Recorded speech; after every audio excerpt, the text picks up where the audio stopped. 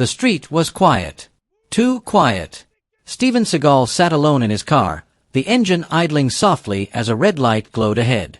It was late evening, the kind of hour when most people just want to get home. No rush. No drama. Just another drive. Then, flashing blue and red lights filled his rearview mirror. Steven sighed calmly and pulled over without hesitation. He rolled down his window, placed both hands clearly on the steering wheel, and waited. He had done this enough times in his life to know one thing. The first few seconds matter. The officer stepped out of his cruiser fast, almost aggressively. His body was stiff, his walk sharp, his hand hovering near his taser before a single word was spoken. License and registration. Now. No greeting. No explanation. Steven nodded slowly. Of course, officer. As he spoke, the officer leaned closer, scanning the inside of the car like he expected trouble to jump out at him. Where are you coming from? The cop asked. From work, Steven replied calmly. The officer squinted. What kind of work? Steven paused for half a second. Driving. That answer didn't satisfy him. You got an attitude, the officer snapped. Steven stayed composed. No, sir. Just answering your question. The tension was already thick, and anyone watching would have felt it. You can usually tell when a traffic stop is about safety, and when it's about control. This one felt like the second. The officer stepped even closer, voice rising. Step out of the vehicle. May I ask the reason? Steven said, still calm. That's when the officer's expression changed. You don't ask questions. You follow orders. A passing car slowed down. Someone across the street noticed. The atmosphere shifted, subtle, but unmistakable. Steven remained still, hands visible, voice steady. I'm complying. I just want to understand. The officer didn't like that. What he didn't know, what he couldn't see, was that Steven wasn't just another man in a car. And the next decision the officer made would change both of their lives forever. From your country or city, is it normal for traffic stops to begin with this much aggression? Comment your city and country below and tell us what you think. Because what happens next crossed a line. The officer didn't move. For a few seconds, he just stood there, staring at Steven like he was waiting for him to mess up. The flashing lights painted the street in red and blue, turning an ordinary traffic stop into something heavy, something uncomfortable. Step off the vehicle, the officer repeated, slower this time, louder. Steven nodded once. I'm willing to comply, officer. I just want to make sure we're doing this safely. That sentence alone seemed to irritate him. You think you're in charge here? The cop snapped. Because you're not. Steven slowly shifted his weight, making sure every movement was visible. I understand that. I'm just trying to avoid any misunderstanding. The officer scoffed. Funny thing about misunderstandings, they usually start when people don't listen. Steven reached slightly toward the glove compartment. My registration is HEY, the officer shouted, instantly backing up and placing his hand on the taser. Don't move. Steven froze. I was reaching for the documents you asked for. The officer's breathing changed, quicker, sharper. I didn't tell you to reach, he said. I told you to step out. The street was no longer empty. A car slowed down. Someone across the road stopped walking. A phone camera quietly lifted. Steven noticed and stayed calm. This is where situations like this become dangerous. Not because someone is resisting, but because communication breaks down. Steven kept his hands on the wheel. Officer, my hands are visible. Tell me what you want me to do. The officer stepped closer, voice dripping with frustration. I want you out of the car. Now. Steven opened the door slowly, deliberately. His movements were controlled, almost rehearsed, not because he was afraid, but because he understood how quickly things could go wrong. As he stepped halfway out, the officer barked, Turn around. Steven complied. Put your hands on the roof. Done. Spread your feet. Steven followed every command. And yet, it still wasn't enough. You're being real calm, the officer muttered. Almost too calm. Stephen didn't respond. Another patrol car passed by without stopping. The moment stretched. Then the officer leaned in closer and lowered his voice. People like you always think you're smarter than the badge. That line hung in the air. Stephen turned his head slightly. With respect, officer, I haven't been disrespectful. The officer laughed. Respect isn't something you get to decide. Power trips don't always look loud at first. Sometimes they sound like sarcasm. Like authority trying to provoke a reaction. The officer began patting Stephen down, harder than necessary. His movements were rough, impatient. Stephen clenched his jaw but said nothing.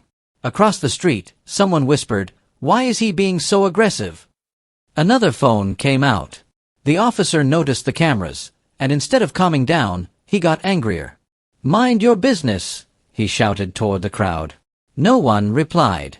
Stephen spoke calmly, quietly. "Officer, if there's a reason for this level of force, I'd like to understand." That was the wrong thing to say.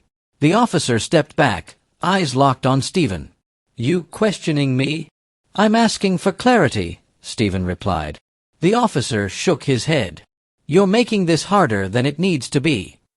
Audience question: do you think staying calm helps in situations like this? Or does it make things worse? Comment calm or speak up. What would you do? The officer moved behind Stephen, hand still hovering near the taser. "You keep testing me," he said. "And I don't like being tested." Stephen took a slow breath. "I'm not testing you." But the officer had already made up his mind. What should have been a routine stop had turned into something personal, something dangerous. And the next moment, the moment no one expected, would cross a line that could never be undone. Because the officer wasn't reaching for his radio anymore. The officer's hand hovered inches from his taser. Not resting. Not relaxed. Ready. Stephen could feel it without turning around. Years of discipline had taught him how to read silence, how to sense when tension crossed into danger. His palms were flat against the roof of the car, fingers spread wide, exactly as instructed. "Stay right there," the officer said. "I am," Stephen replied calmly. The officer paced behind him, boots scraping against the asphalt. The flashing lights continued to strobe, attracting more attention now. A small group had gathered across the street. Phones were fully out. Recording. The officer noticed, and his jaw tightened. "Why are you making people nervous?" he snapped. Stephen frowned slightly. "I'm not doing anything." "That's the problem," the officer shot back. "You think you're in control because you're quiet." Stephen said nothing. He slowly turned his head just enough to speak clearly. "Officer, my documents are in the glove compartment. You asked for them. Tell me when it's okay to retrieve them." For a brief moment, logic tried to enter the situation. Then ego slammed the door shut. "I didn't give you permission to move," the officer barked. "I'm asking for permission," Stephen replied. That answer flipped a switch. The officer stepped closer, voice rising. "You don't get permission. You get commands." Stephen closed his eyes for a half-second and inhaled deeply. This is the moment where fear, pride, and authority collide. Not because someone is resisting, but because someone feels challenged. Stephen opened his eyes. "Officer, my hands are still visible. If you don't want me to reach, that's fine. Just tell me how you'd like to proceed." The officer didn't respond. Instead, he took 2 steps back. "Hands behind your back," he ordered suddenly. Stephen hesitated, just long enough to process the change. "I thought you wanted them visible," he said carefully. That hesitation was all it took. "Stop resisting," the officer shouted. "I'm not resisting," Stephen said firmly. The officer pulled out the taser. Gasps rippled through the crowd. "Hey, he's not doing anything," someone yelled. "Relax," another voice called out. Stephen's heart rate increased, but his body remained still. "Officer," he said slowly, "there's no need for that." The officer's finger tightened. In that split second, Stephen made a choice, not to run, not to fight, not to raise his voice. He stayed still. And the taser fired. The sound cracked through the night like a gunshot. Stephen's body locked instantly as electricity surged through him. His muscles seized, legs buckling as he collapsed against the side of the car and slid down onto the pavement. Shouts erupted. "Oh my God! He tossed him! What are you doing?" The officer stood frozen for a second, as if even he hadn't expected to go that far. Stephen lay on the ground, breathing hard, pain radiating through his body. His jaw clenched, but he didn't scream. He focused on breathing in, out. This is why excessive force is so dangerous.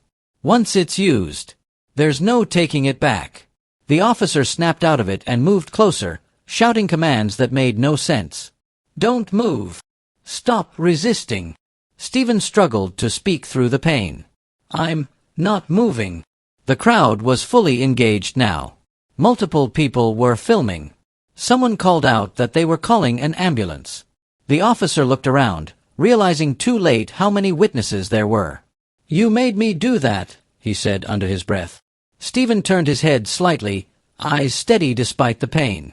"No," he said quietly. "You chose to." That sentence hit harder than any accusation. The officer's face flushed. "You don't tell me how to do my job." Stephen swallowed and forced himself upright onto one knee, still shaking. "I'm requesting medical assistance," he said clearly. "And a supervisor." The officer laughed nervously. "You don't get to request anything right now.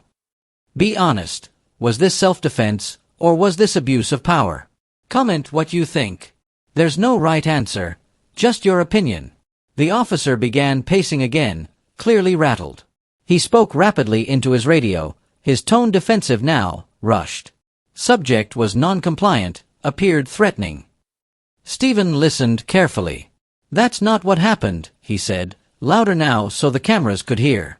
"My hands were visible the entire time." The officer spun around. "You keep talking, you're going to make this worse." Stephen met his eyes. "You already did." A moment of silence followed, heavy and uncomfortable.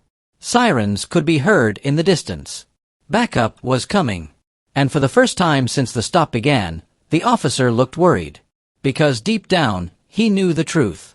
The taser wasn't the end of this situation. It was the beginning. And the mistake he made next would seal his fate.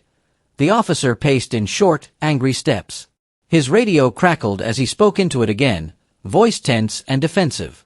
"Need backup. Possible non-compliant subject. Taser deployed." Stephen remained on one knee beside his car, breathing slowly, deliberately. His hands were still visible. His body ached, muscles trembling from the aftershock, but his mind was clear. Too clear.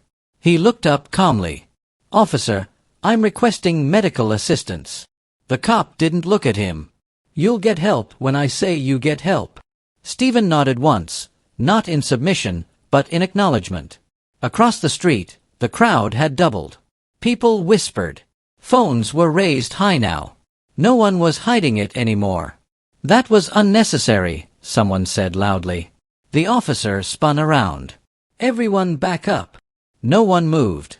When authority realizes it's being watched, it usually reacts one of two ways: with professionalism or with pride. The officer chose pride. He stepped closer to Stephen, lowering his voice. "You think these cameras help you?" Stephen looked up at him. "I think the truth helps everyone." The officer scoffed. "You're not in a position to talk about truth." Stephen slowly shifted into a seated position, clearly struggling but refusing help. "Officer," he said carefully, "you should call a supervisor. This situation is escalating." That suggestion hit a nerve. "I don't need supervision," the cop snapped. "I've handled bigger problems than you." Stephen met his eyes. "I'm sure you have." The officer misread the calmness as sarcasm. "You think you're smarter than me," he said. Stephen shook his head slightly. "I think this could still end peacefully." For a brief moment, just a breath, it seemed like the officer might slow down. Then his phone buzzed. He glanced at it, annoyed, then shoved it back into his pocket. "No," he said firmly. "You don't get to control how this ends." He reached down and yanked Stephen to his feet. Gasps rippled through the crowd. Careful, someone shouted. Stephen winced but didn't resist. I'm not fighting you, he said through clenched teeth. Then stop acting like you're above this, the officer replied. Stephen stood steady now, though his legs still shook. He looked directly at the officer. Officer, he said quietly, I need you to listen to me. The cop laughed. You don't get to tell me what to do. Stephen took a slow breath. I am federal law enforcement. The officer froze, just for a second. Then he laughed harder. Yeah, he said mockingly. And I'm the president. A few people in the crowd exchanged looks. Stephen didn't raise his voice. Didn't argue. Didn't repeat himself. He simply added, there's an unmarked vehicle en route. You'll want to verify before this goes further. Arrogance has a dangerous habit. It convinces people that warnings are threats. The officer stepped back, shaking his head. You really think making stuff up is going to save you? I'm not trying to save myself, Stephen replied. I'm trying to save you. That line landed heavier than Stephen intended. The officer's expression changed, confusion flickering behind the anger. But pride won again. You know what I see, the cop said. I see someone who thought staying calm would scare me. Stephen held his gaze. Calm isn't for intimidation. It's for control. The officer turned away abruptly and spoke into his radio again, voice rushed now. Yeah, subjects claiming federal status. Probably lying. That word, probably, lingered. A woman from the crowd stepped forward. Why won't you just check? The officer snapped. Ma'am, step back. She didn't. If he's lying, she said, checking would prove it. The officer ignored her. Audience question: if someone claims official status, should an officer always verify or trust their instincts? Comment verify or instinct and explain why. Stephen leaned back against his car, visibly exhausted now. His breathing was shallow, but his voice remained steady. I'm requesting medical attention again, he said. And a supervisor. The officer looked around, suddenly aware of the crowd, the phones, the witnesses. Sirens echoed faintly in the distance. Backup was closer now. You talk a lot for someone in cuffs, the officer muttered. Stephen glanced down at his wrists, still uncuffed. I'm not restrained, he said calmly. The officer stiffened. That can change, he said. Stephen nodded. It can. Another pause. He then added, carefully choosing his words, Officer, if this continues the way it's going, it won't end well for you. The cop's eyes flashed. Is that a threat? No, Stephen replied immediately. It's a warning. The crowd went quiet. Even the officer seemed unsettled now. Because deep down, beneath the ego, beneath the anger, a realization was starting to creep in. Stephen wasn't bluffing. And when the next vehicle arrived, everything would change. The sound came first. Low. Steady. Different from the sirens everyone expected. An unmarked black vehicle rolled to a stop behind the police cruiser. The officer noticed it, and frowned. Stephen noticed it too. He straightened slightly, pain still etched across his face, but his posture calm. Prepared. The car door opened. A man stepped out wearing plain clothes, no uniform, no show. His movements were efficient, purposeful. He scanned the scene once, the crowd, the cameras, Stephen leaning against his car, and then the officer. The man's eyes narrowed. Evening, he said calmly. What's going on here? The officer stepped forward quickly, relief mixed with irritation. Good. Back up. Subject was non-compliant, resisted orders, forced me to deploy my taser. The man didn't respond right away. Instead, he turned his attention to Stephen. Sir, he said, voice controlled, are you injured? Stephen nodded slightly. Yes. I've requested medical attention twice. The man's jaw tightened. He looked back at the officer. Has medical been called? The officer hesitated. Not yet. That pause spoke volumes. This is the moment where authority changes hands. Not loudly, but unmistakably. The man reached into his jacket and pulled out a badge. Not flashy. Not dramatic. Real. I'm Special Agent Carter, he said. Federal Bureau of Investigation.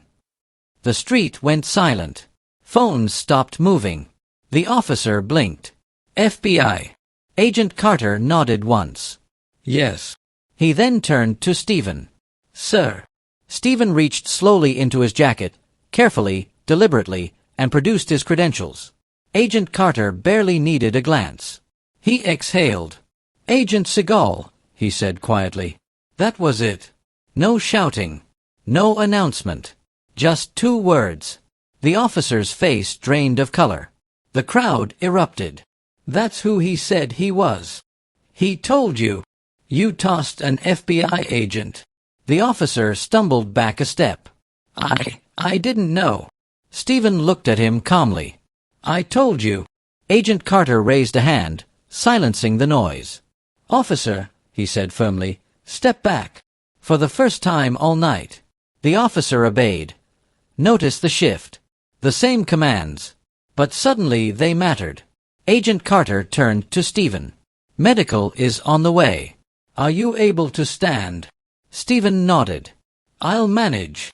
The officer stood frozen, eyes darting between the badge, the cameras, the crowd. I followed procedure, he muttered. Agent Carter turned slowly. Did you? The question wasn't loud. It didn't need to be. Because from where I'm standing, Carter continued, I see excessive force, failure to de-escalate, and a taser deployment on a compliant subject. The officer swallowed. He resisted. Stephen didn't speak.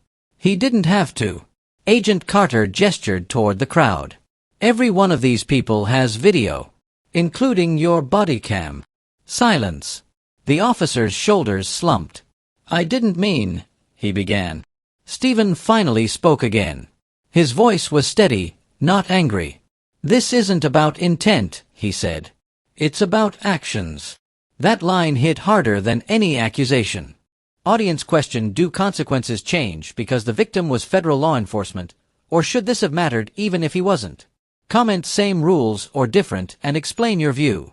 Paramedics arrived moments later. As they checked Stephen, Agent Carter spoke quietly with another supervisor who had just arrived. The officer stood alone now. No shouting. No power. Just reality setting in. Agent Carter returned, voice firm. Officer, you're being relieved of duty pending investigation. What? The officer said sharply. You can't do that. Agent Carter held his gaze. I just did. The crowd murmured. Stephen was helped onto a stretcher. As he was lifted, he looked at the officer one last time. Not with anger. With disappointment. I tried to stop this from going too far, Stephen said quietly. You didn't listen. The officer said nothing. Because there was nothing left to say. As Stephen was loaded into the ambulance, Agent Carter turned to the officer again. You should know, he said, this didn't become serious because of who he is. The officer looked up. It became serious, Carter finished, because of what you did. Power doesn't fall apart with noise. It collapses in silence. When truth finally arrives. The ambulance doors closed. The crowd slowly dispersed. And the officer stood there, alone, realizing something too late. The taser wasn't his biggest mistake. Ignoring the warning was. And the legal consequences were just beginning. The ambulance disappeared down the street, its lights fading into the night. What remained was silence. Not the calm kind, the heavy kind that follows a mistake no one can undo. The officer stood near his cruiser, hands on his hips, staring at the ground.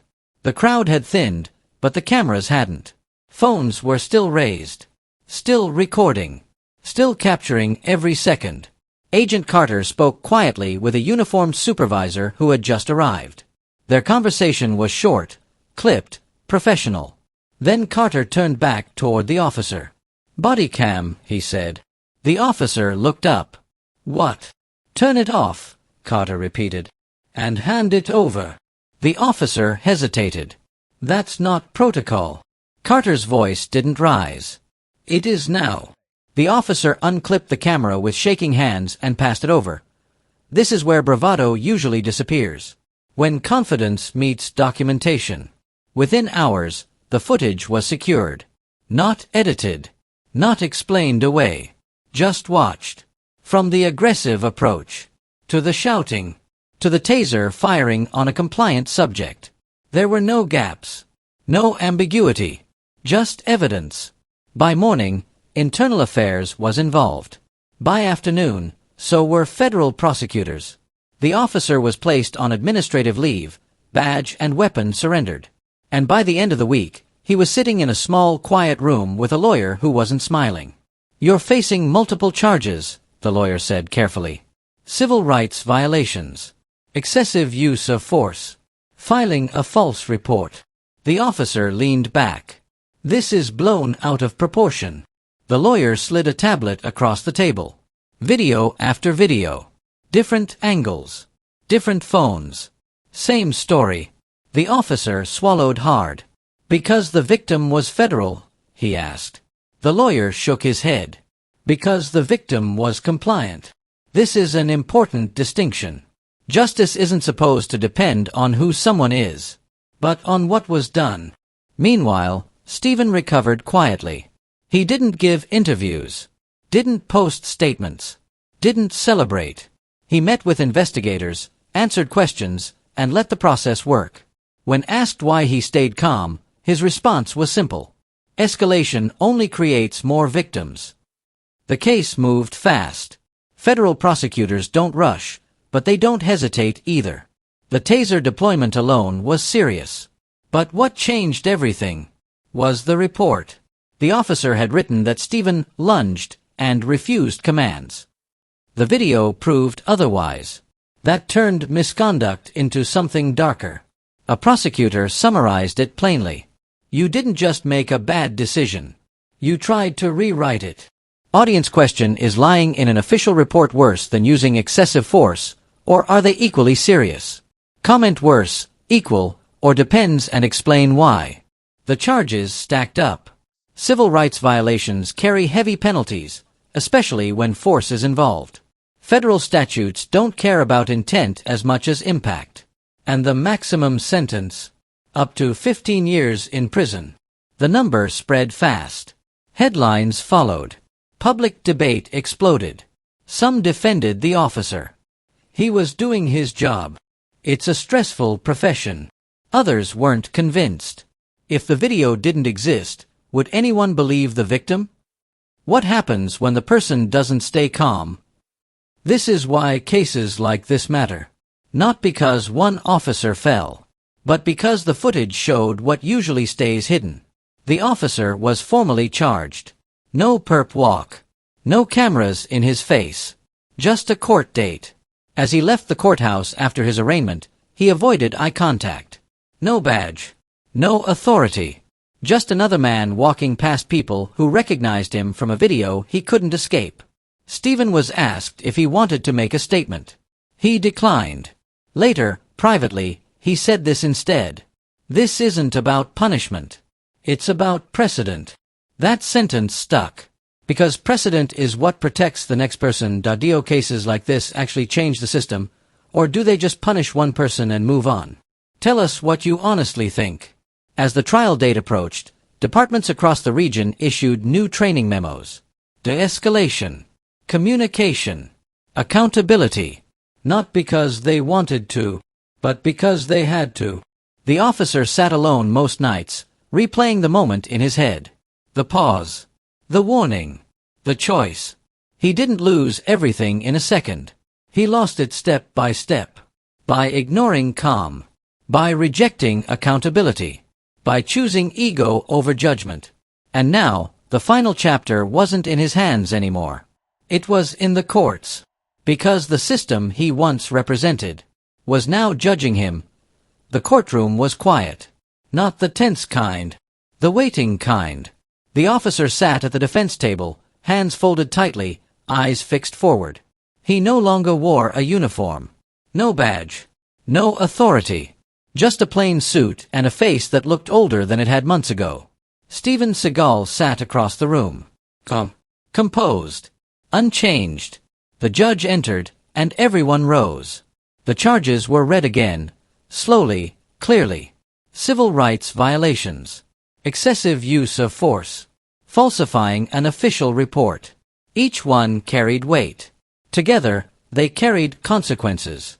The prosecution didn't dramatize the case. They didn't need to. They played the videos.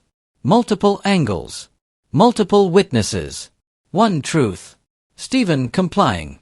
Stephen calm. Stephen tossed anyway. The courtroom watched in silence. Sometimes justice isn't about arguing. It's about seeing. The defense tried to explain stress, fear, split-second decision-making. But the judge stopped them gently. This was not a split second, she said. This was a pattern. When it was Stephen's turn to speak, he stood slowly. He didn't attack the officer. Didn't insult him. Didn't ask for revenge. He said only this. I stayed calm because I believed the system would protect me. I'm here because I was wrong, and lucky. The word lucky landed hard. Because everyone knew what he meant. Should someone need luck to survive an encounter with authority, or should fairness be guaranteed? Tell us your thoughts. The judge returned after deliberation. The room rose again. Her voice was steady. The court finds the defendant guilty. A breath left the room all at once. The sentence followed. Years in federal prison. Mandatory dismissal. Permanent loss of badge and authority. Not the maximum. But enough. Enough to send a message. Justice doesn't always come loud. Sometimes it comes measured. So it lasts. Outside the courthouse, reporters waited. Stephen walked past them without stopping. Later that evening, he released a short statement. This case was never about me. It's about accountability and dignity. That was it. No interviews. No victory lap. The video continued to spread. Millions watched. Millions debated. Some praised the verdict. Others questioned it. But one thing was undeniable. The conversation had changed. Police departments referenced the case in training. Law schools studied it. Communities discussed it openly. Not because Stephen fought back, but because he didn't. Did Stephen win because of who he was, or because of how he handled the situation? Comment your honest opinion. Months later, Stephen was asked what he learned. He answered quietly, "Power reveals character on both sides." That sentence stuck, because it applied to everyone. The officer lost his power the moment he abused it. Stephen kept his. By never using it against someone weaker. Strength isn't loud. Justice isn't instant. And dignity doesn't need permission. The story didn't end in the courtroom. It continued in every discussion sparked by the video. Every policy reconsidered. Every person who chose calm over ego. And maybe in every future encounter that ended differently because of it. If you believe no one should be judged by appearance, power, or position, type justice in the comments. Subscribe for more powerful stories about accountability, courage, and human dignity. Because sometimes, the strongest response is restraint.